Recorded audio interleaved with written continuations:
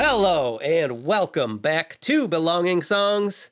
It's the podcast that brings you a brand new original song with each episode and then talks about the theme of that song and the processes that went into writing and recording it. Sometimes the revisions that are made to that song along the way. I am your host, Wade Dana, and with me, as always, are my good friends, Bradley Maurer. Hello. Patrick Crane. Hello. Hello. How are you guys doing? Fantastic. It's like I've just asked you that for the first time tonight. Hit a little different that time. We are hopefully in the home stretch of our online recording sessions. We have all been vaccinated. We are all looking forward to getting back to the studio together. Michigan's falling apart right now, currently. It's a shit show. Thing's on fire. Thing is absolutely on Shit show. fire. There's aliens. There's a plague. There's Aliens and astronauts, I really want to know. what's inside your butthole. We should move on from that.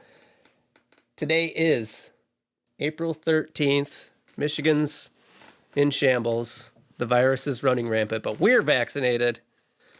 And we're hoping to get back in the studio soon. What if we are the only 3 surviving Michiganders? We have been in our basements this whole time, just podcasting. I think at this rate, that's probably likely. Save us, BS. You're our only hope. I actually think that I would fare well in a post-apocalyptic You'd world. be fine. Here's the problem, though. Here's the problem. You got to keep the power on for frozen burritos. Right. You got to have enough power for the internet. And you got to have enough power for the microwave. How long? And then How long Wade's okay. does it take to and cook? for Grayskull. How long does it take Oh, to cook true. a Tony's Pizza on the hood of a Silverado? I know who would know. Right. Let's peek outside. Dave, I'm how sure- long to cook a frozen burrito on the hood of a 72 Monte Carlo? 72 minutes if it's black.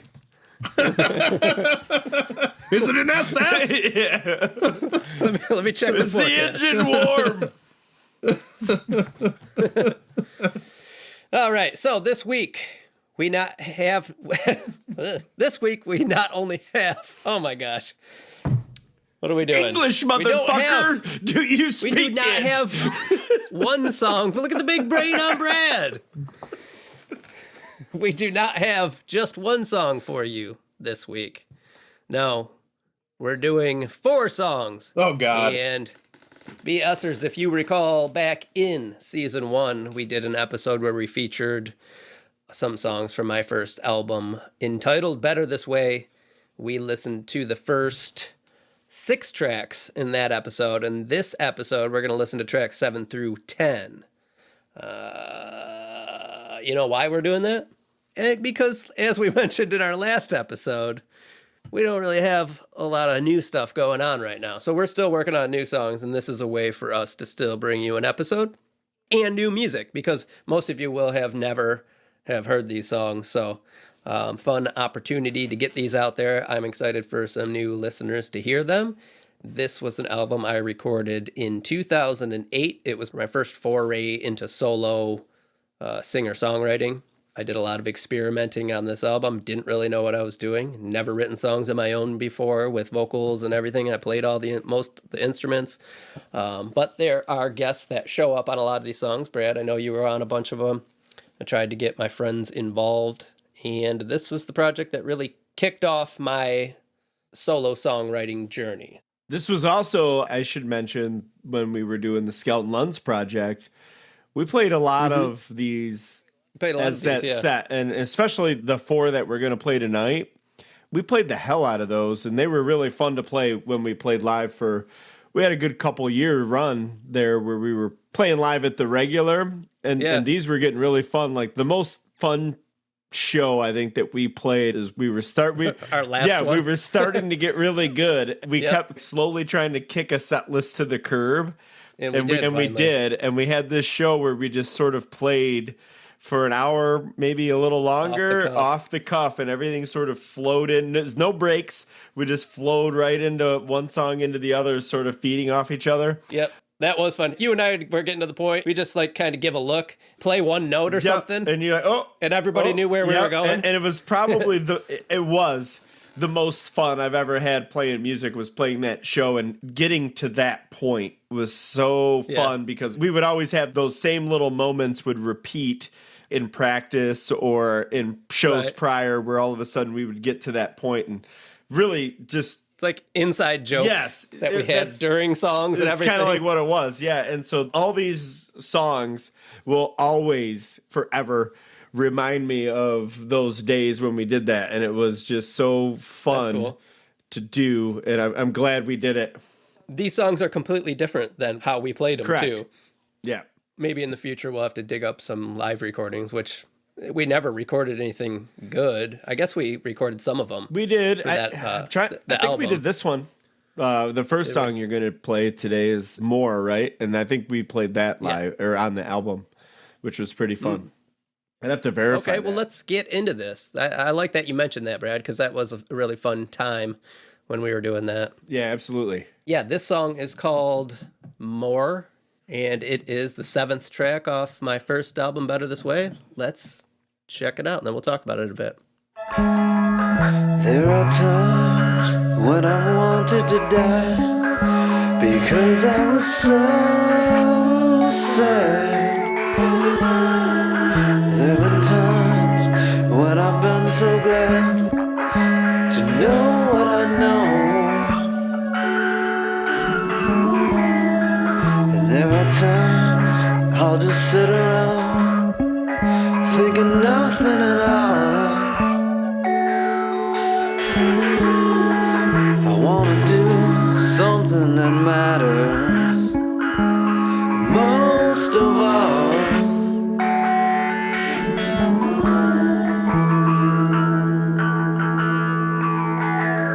I want more, more, more, more. More, more, more, more, more, more, more, more, more. The days they pass on by, I wish they'd be more worth my time. Wake up for another one, let it pass on by.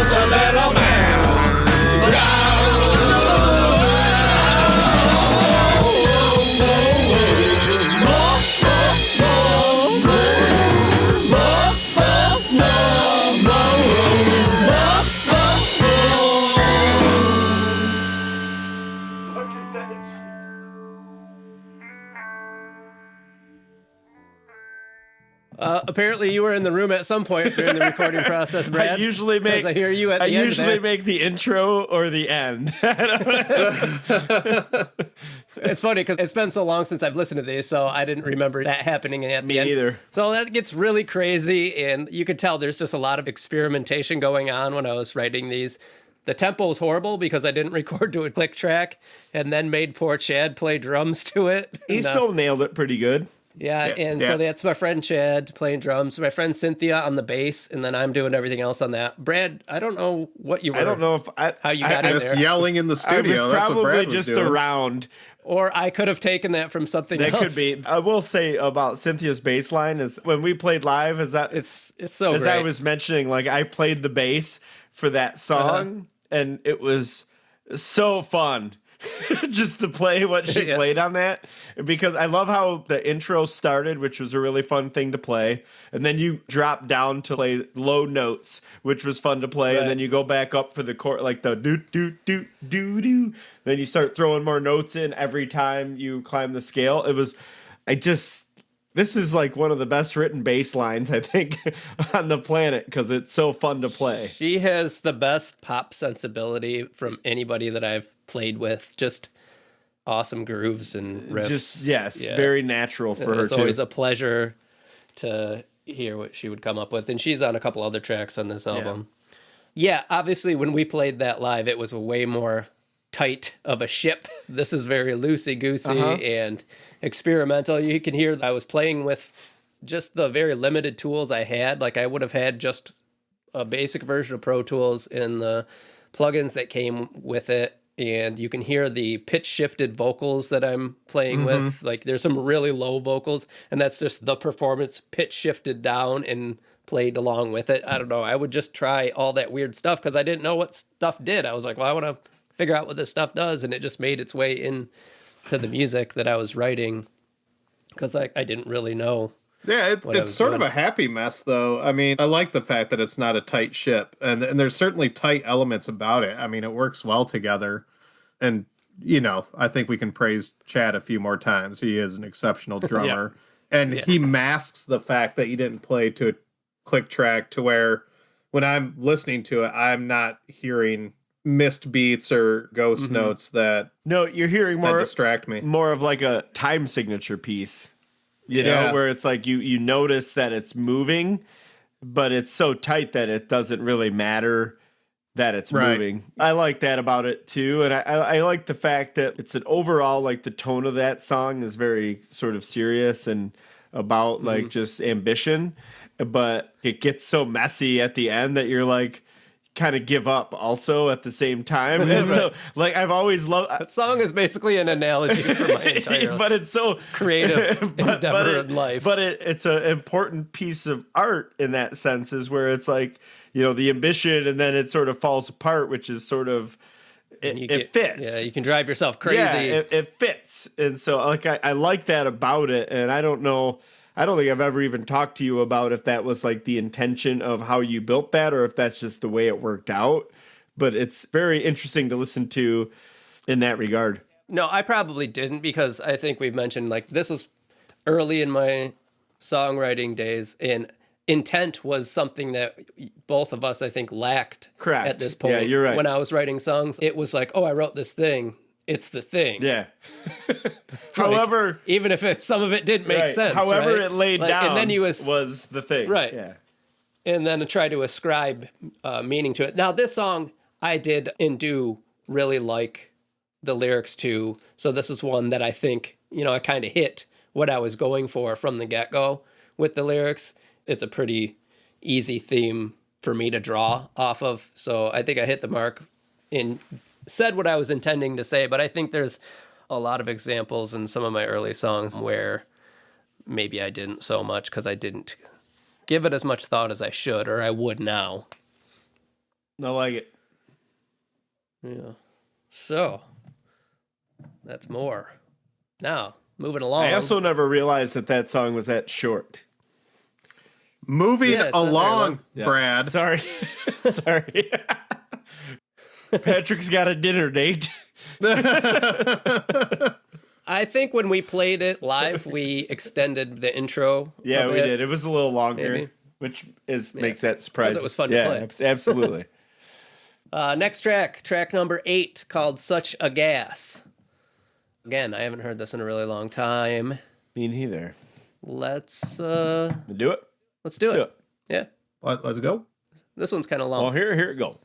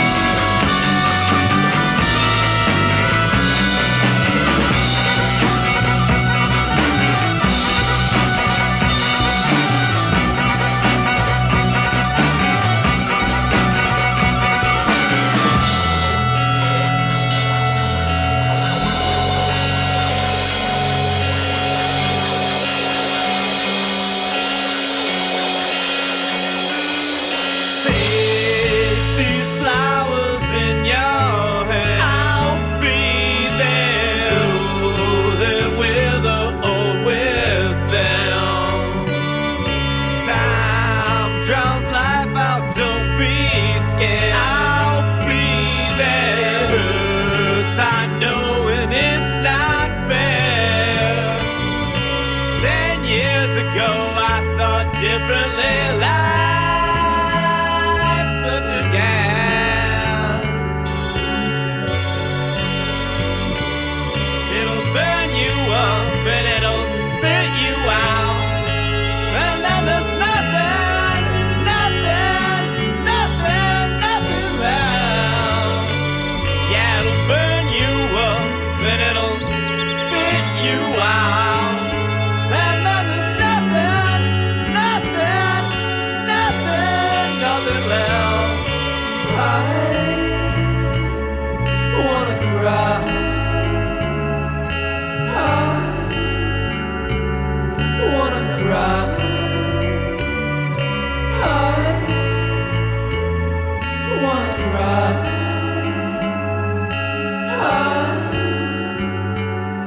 wanna cry. I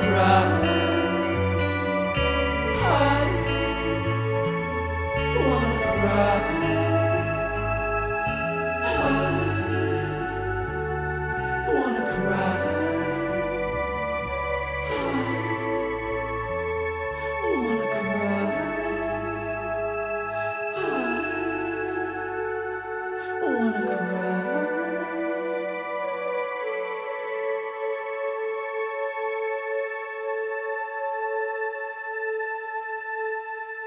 Okay, so that was a long one.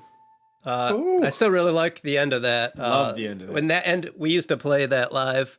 That still gets me a little emotional at the end. I don't know. And that was a fun one to play live. We didn't do that whole instrumental beginning part, but you can clearly hear my roots in instrumental music because I played in an instrumental band for like 10 years before this.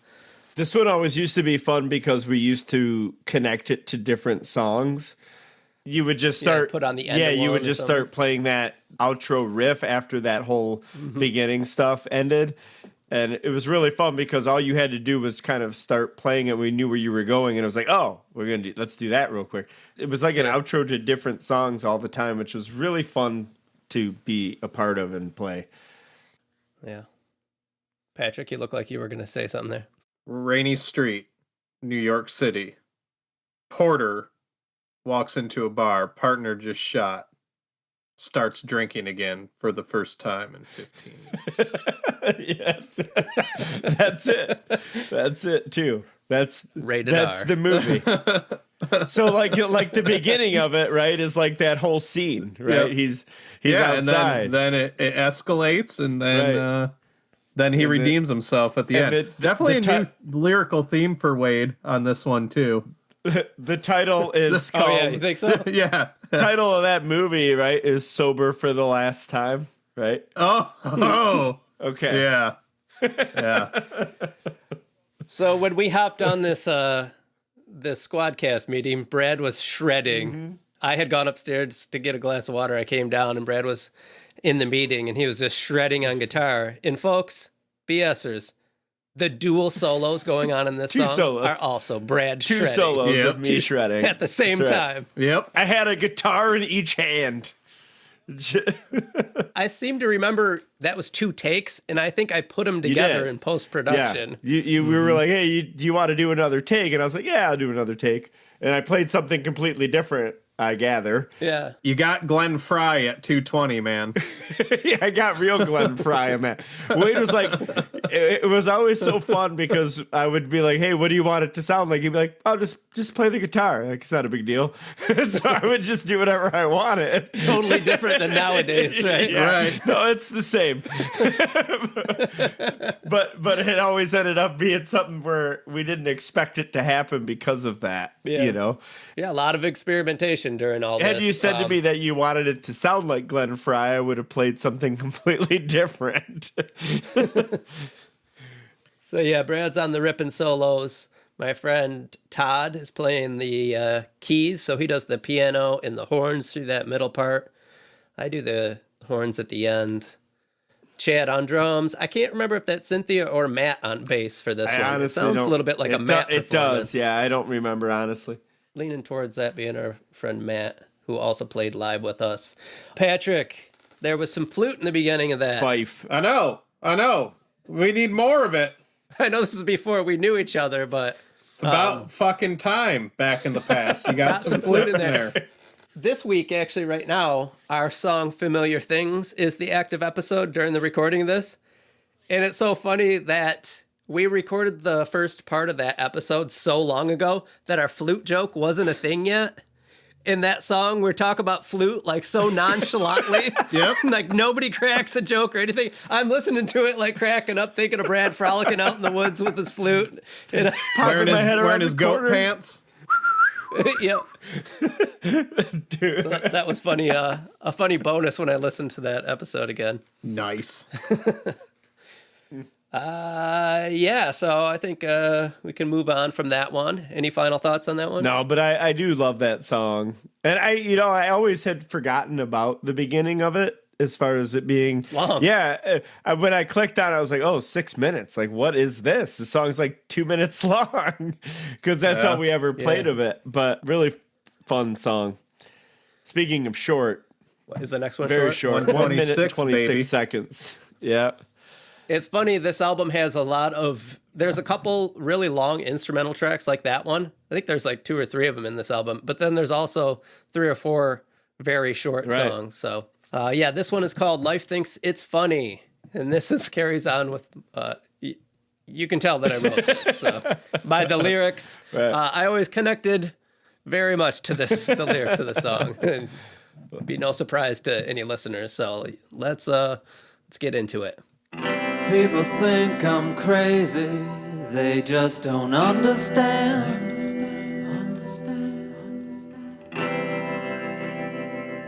I think they're crazy too. All this time I've wasted, I'll never have again. I hope someday I learn. Life thinks it's funny when you just throw it all away. Listening to wicked words about evil ways to play. Shine and fade away. Shine and fade away.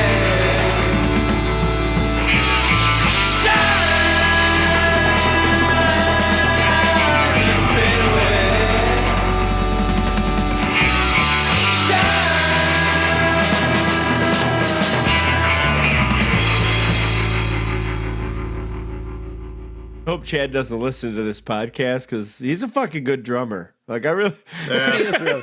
In that song, again, no click track. Right, just- really horrible tempo to have to he's play just to. like. With a delay pedal thrown in, and I think like some tremolo.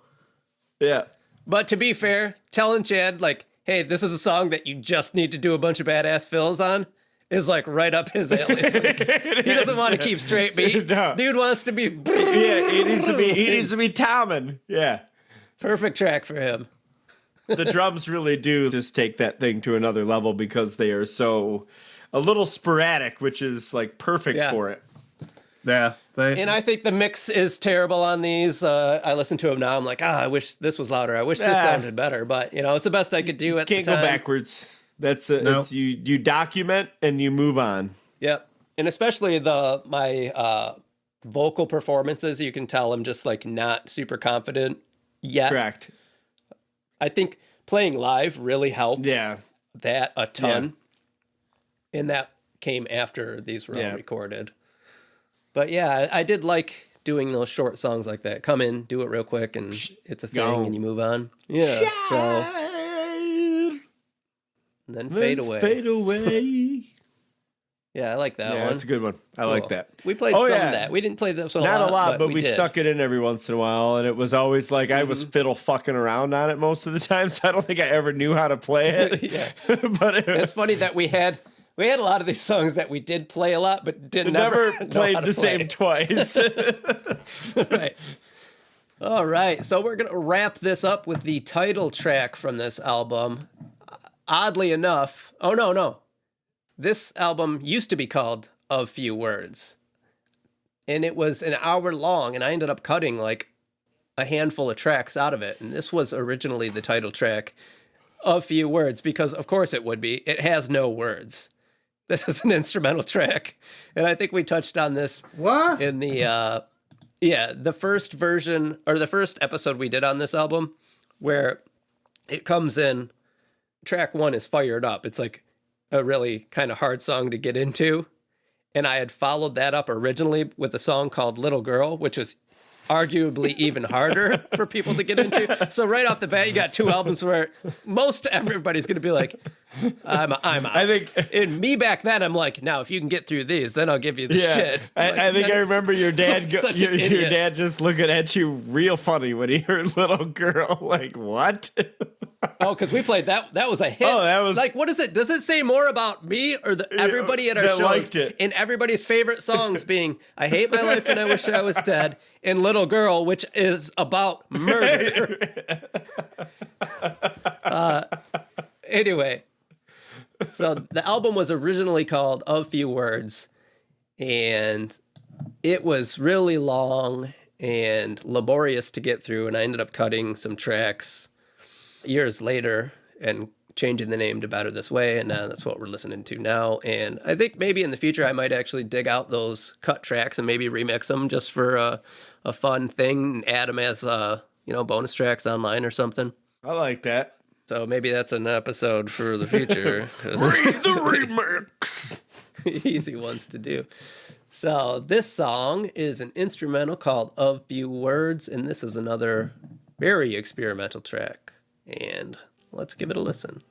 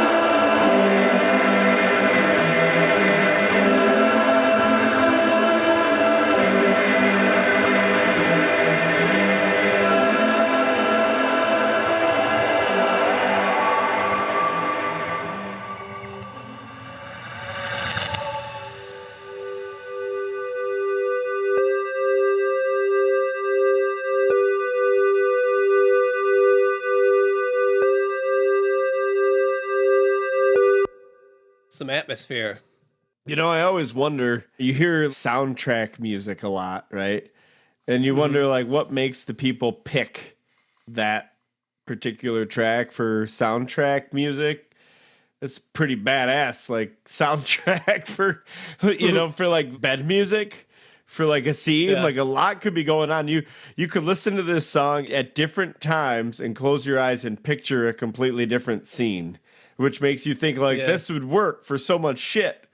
How do you get that to happen, right? So I like this song a lot for that reason, just because, like, I'll sit there with my hands in my palms and I like a different image will go into my head depending on how I'm feeling at that moment, which is pretty cool. I don't know if either of you guys recall the original liner notes to the CD when it was called A Few Words, but it's a comic I drew of a spaceship. And each panel, the lights are going out, and by the end, it's totally dark. This always reminds me of, like, this lonely spaceship out in space shutting down. Get a really real, like, space odyssey vibe off of it. I would agree with that. I could see that for sure. What I really like about this for being the terminal track on an album too is when it ends, I can just imagine the needle noise of an album just going on forever to finish it off. It seems like an endless song that you just want that ambiance to continue to go. We're not going to hear it in this episode, but this track is a nice demarcation in the album, if you're listening to it as an album, which people used to do, because it does give you this nice atmosphere, puts you in this mood, and then it kind of ends and it's quiet for a second, and then the last part of the album kind of starts. And it comes in really cool, I think. And it's just Wade screaming in pain for an hour and a half. I believe the next track is Empty Eyes. And Is that the one that goes, empty eyes, do, do, do, do, do. Empty eyes, but they're so empty, and I'm gonna tell them you. I remember I had recorded the basic structure of that track, and then my friend Cynthia came over, and I remember just this night, we used to stay up really late. Like, I used to stay up late during these days, and she's a night owl, and she came over and brought a keyboard and a computer, and I just remember sitting there, and she was sitting on the ground playing with different stuff. Like I've said before, she's like so good at just coming up with cool little things that fit, and a lot of those noises she had come up with either on the keyboard or on her computer. And it was just a cool night just to like sit there and just create this really ambient, cool track. Those really sweeping sounds towards the end are actually a slide guitar that I was just rolling things down while it was plugged in and like really affecting in the mix. Tons of reverb and stuff. And the main kind of waves of the beginning of the song where it's like, well, I was just sending feedback through my speakers really loud and recording the snare drum that was vibrating to the frequencies, and then added effects to that. And there's a specific part in the middle where I always imagine like the power dialing down, where it's like, it's me just doing that a bunch of times, going, and then adding crazy effects. But it's fun for me to listen to these and just kind of remember recording them and how fun of an experiment it was, and exciting to just be doing something I'd never really done. Writing songs and getting my friends involved.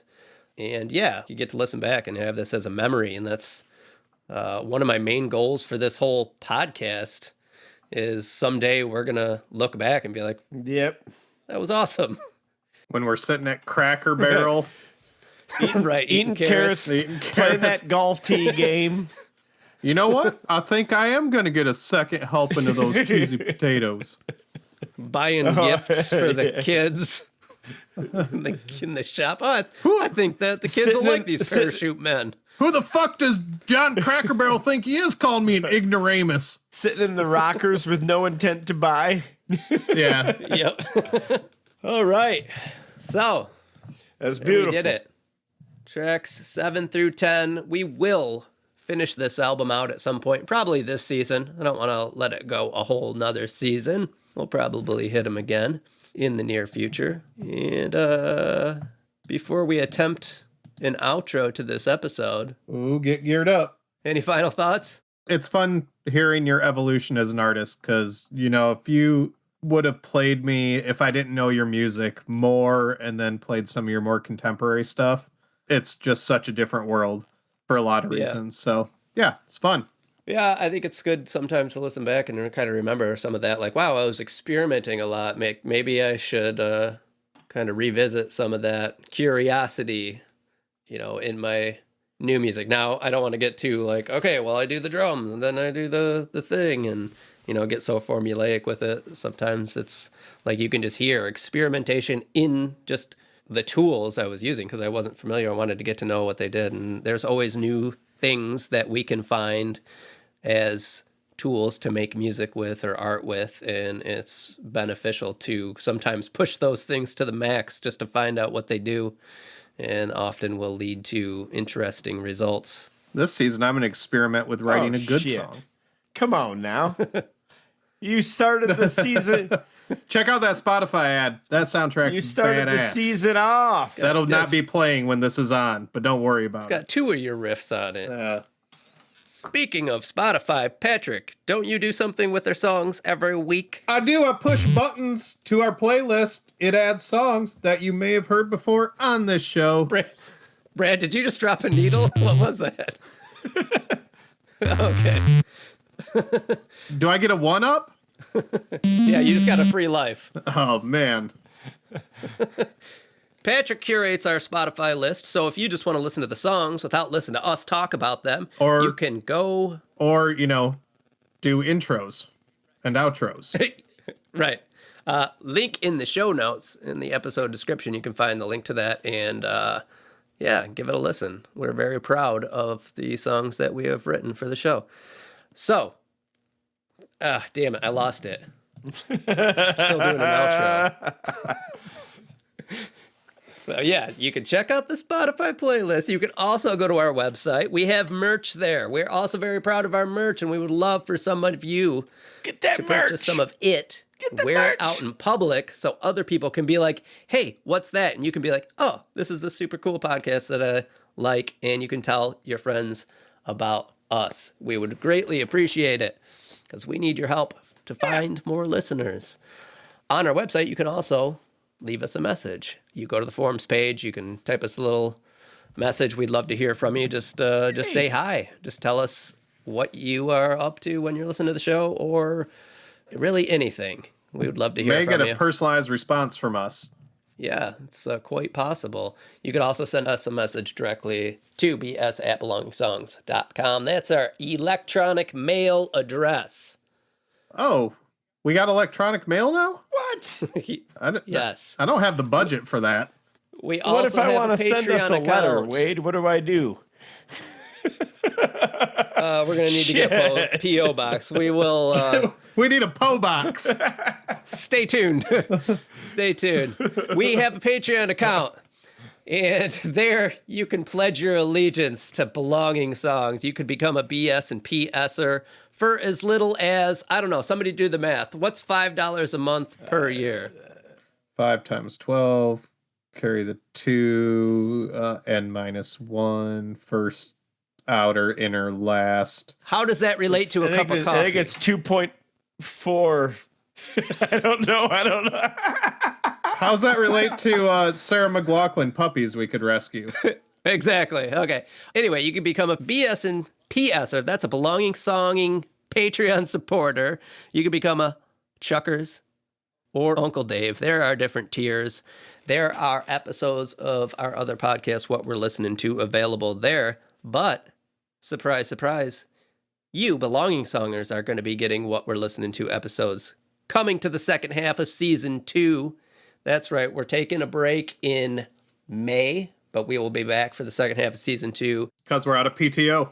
Yes, we're going to be importing some What We're Listening To episodes into season 2's second half, maybe some strides, anything to give us a little more flexibility for writing new material. Whew. Instagram, Facebook, tell your friends, like and subscribe. Satellite Chicken, that's it for this week. Success! Thank you so much for listening. We will see you here again next week.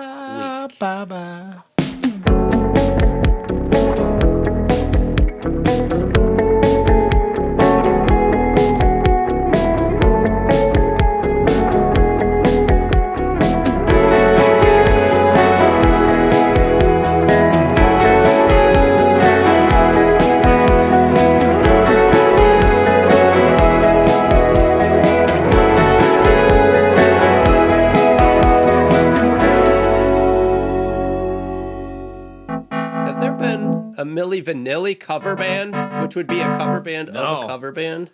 We should do that, and we should call ourselves Willy Vanilli. No. It's too bad that you can't turn a V upside down into a different letter. Like what you about can if we were Billy Manilli? we could Liza we could Minnelli. be Billy Manilli. There we go. We would lip sync somebody else singing their songs. Like, Right? yeah, we need a whole band other band to be the band, and then we lip sync then we to lip that. sync So we them. need I got Billy. ya. Then people were like, "These guys aren't yeah. even Billy Manilli," and we'll be like, "What? They're gonna take our fucking Grammy. What? it's very meta. Very meta." Yeah, it's good. Boom, done. Next.